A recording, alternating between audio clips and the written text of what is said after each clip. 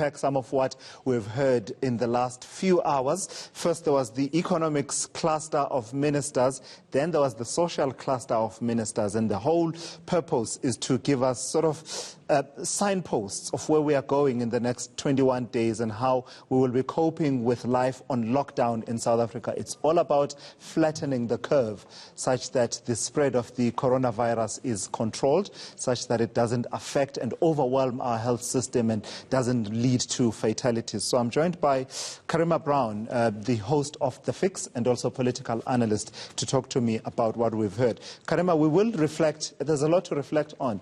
Not only do we have so many new regulations that we are now having to adjust our lives to, but also the amount of information. It's a tsunami of information.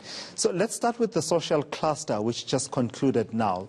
I'm hearing a whole lot of interventions around providing water to, areas that need water by way of tankers. These are temporary measures, of course, not a permanent fix. No pun intended there about the fix.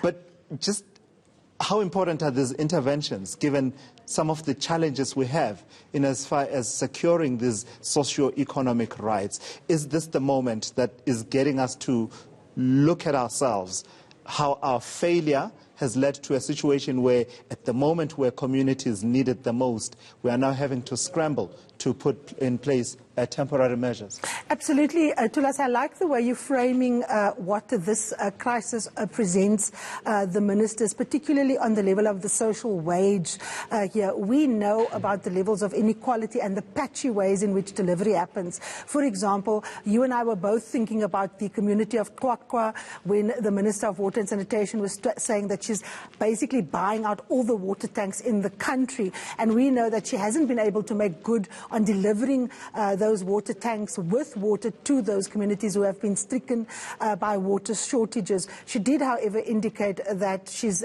able to make good on what's happening in the Eastern Cape. So there is an opportunity here, Tulas, because of the extraordinary circumstances, that delivery on critical issues such as water, perhaps sanitation, that couldn't have been done properly before, now obviously needs to be ramped up, because if our main defense against this virus is about washing your hands for at least 20 seconds with soap, then obviously, and if we're worried about local transmissions, then we can't have a situation where people do not access water. The one thing that the minister didn't indicate, which worries me, is the sanitation at the group water collection points, because that is an issue. We know that some people walk miles and hours for water, but also a lot of people use one communal tap in informal settlements. And of course, if people are going to use that, the sanitary conditions there are going to be critical.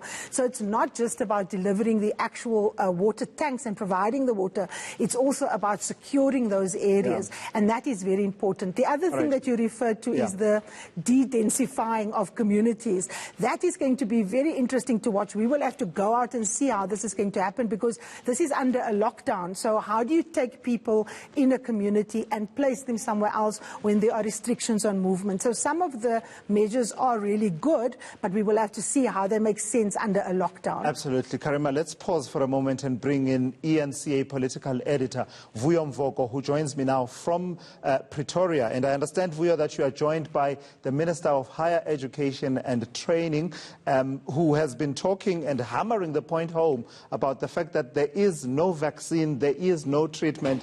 I heard it about 4 times there, translated in different languages, and I couldn't help but think about others elsewhere in government who've been saying that they will be procuring a vaccine somewhere in Cuba. Indeed, he is, in fact, right here with me, Dr. Blade Nzimande, the Minister responsible for Higher Education and Science. Minister, you said it unequivocally that there is no vaccine, and the Minister of Health has indeed said this over and over again, contrary to what some politicians may have said in the course of the events of the past week especially. But 2 things I want to know. I want clarity from you on. One is this tracking system that you are working on together with the CSIR, which basically tracks, this virus, who is infected, where, and so on, because that is going to be key in this country's management of this pandemic. How soon are we going to see this in practice or in action? The tracking system that we are talking about will firstly, of course, depend on the data that we feed into it. But once we feed the data, we will be able to know where are the areas in our country that are mostly affected. We can actually even zoom into streets to actually say, in these streets, this is how many people, if we have included the data, that are actually affected, such that then we are able to trace its behavior, what is happening. We will be testing this tomorrow afternoon, and as a matter of fact, we are inviting the media, because the CSIR had developed this system in relation to the 2010 World Cup. So the capacity and the foundation is there, and it will allow you and anyone, of course, the president will be number one in sitting and saying, for instance, in Tanzania, in East London, this section, how many people over the last 3-4 weeks, are there people who have had, how many we are no longer having, and so on. So it's ready to roll. We are testing it tomorrow afternoon.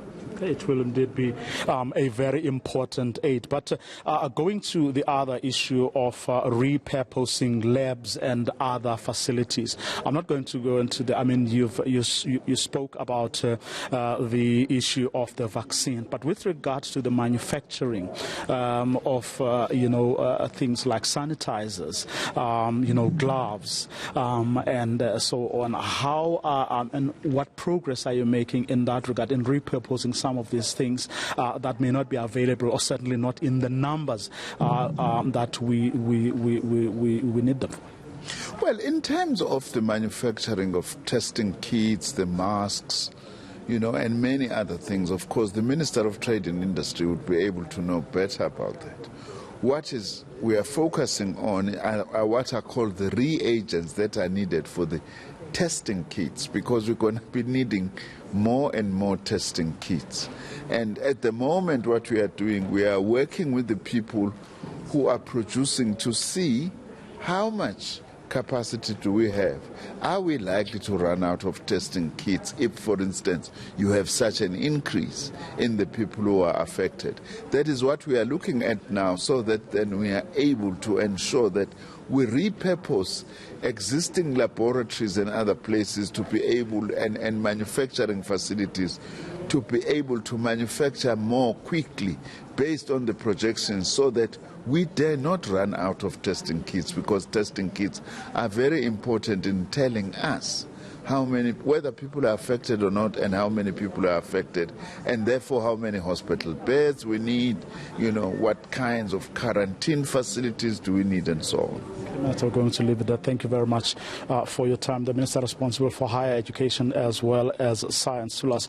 This is important because only a few days ago we heard, while we were at the presidential guest house, that someone was going to import sanitizers from China. Time was of essence, but of course, given the restrictions in travel, that was going to be a big problem for him. So this development, if indeed it takes off, is going to be important in the fight against this pandemic. I'm going to leave it there for now, Tulasa, but in a short while we will be speaking to the Minister of Water and Sanitation to get clarity as to how she is going to really deliver on the promise that she has just made, given, as you and Karima have pointed out, the experience that the people of Kwakwa, the people of the Eastern Cape have of her department. That in a short while. For now, though, it's back to you.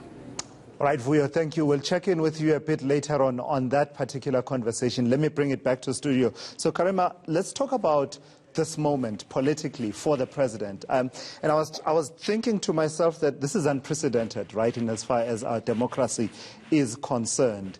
And I suppose in a time of crisis, leadership makes or breaks legacies.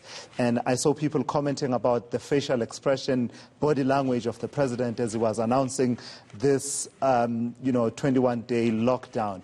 But in a way, this is what I'm suggesting to you, and I'd like your thoughts on it, is that in a way, his whole presidency has been flipped on its head. It's not him and what his agenda is and what he would want to do and what he would want to leave as his legacy for at least this term of office. It's now events, and that puts you sort of on the other end to say, how will you respond? How will you lead your nation? Your thoughts on that? Absolutely, Tulas. I think President Ramaphosa has often been accused of being a little lackluster, being slow off the mark, taking his time, keeping his powder dry.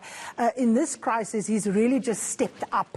Unlike other world leaders, even people like Boris Johnson in the UK, this president consulted with the experts, with the people, with the social partners, and realized that we needed to take bold action. So 2 weeks ago, he declared a state of national disaster. In that period, various institutions, from the South African Council of Churches to the medical associations, have pointed out to him the importance to us of shutting the country down so that we can slow the disease down. And the president is very aware of how difficult it will be for government alone to beat back this disease in terms of its health services. So what he's done, and you can see his history in the mass democratic movement here, is that broad consultation.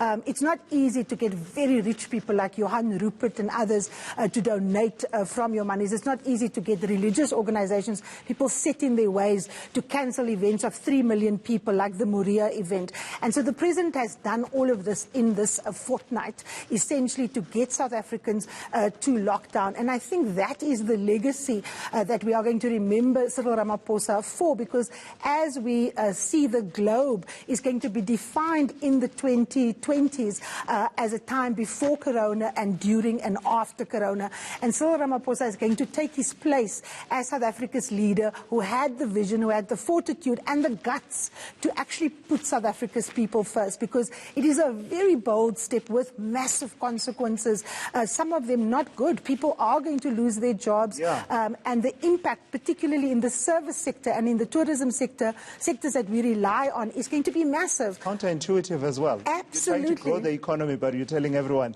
stay at home. Close all industries. Precisely, but I think the president realizes that what economy are we going to build if our health burden is going to be such that we're not going to be able to recover from this. So the president has put people first, and I think that is what we are going to remember. My worry, Tulas, is how his executive and the leadership below that and in other sectors are going to come to the party. We saw the Minister of Small Business, for example, misspeak at that all-important economic cluster briefing earlier this morning, saying that only South African-owned spaza shops in the townships are going to be open. Now, that can't be true. She was speaking to the funding issue, but she misspoke. And, of course, we saw if there is an attempt to try and label this virus as a Chinese virus, the way Trump has done, or as something that affects Europeans, it doesn't really help. It feeds into the xenophobia in communities. And in South Africa, we do have that problem. So that minister actually needs to really come out and clarify what she means, because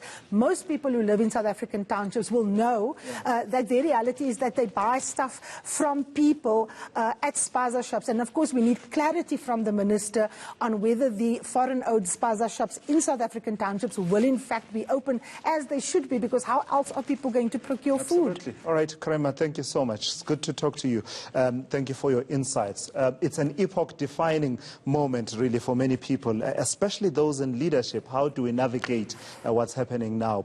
The key thing is to, as I said, to flatten the curve in as far as the number of infections and the rate at which people are getting infected, but also to avoid fatalities. Let me